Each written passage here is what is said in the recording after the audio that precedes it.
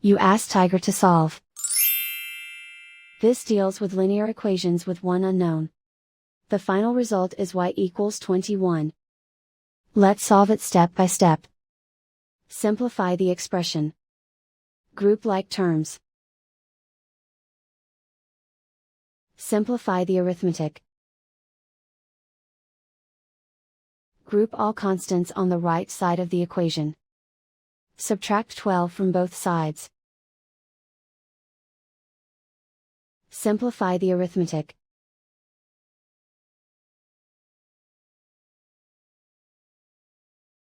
Isolate the y.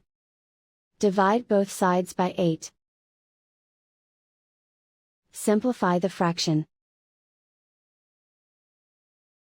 Find the greatest common factor of the numerator and denominator. Factor out and cancel the greatest common factor. And so the final result is y equals 21.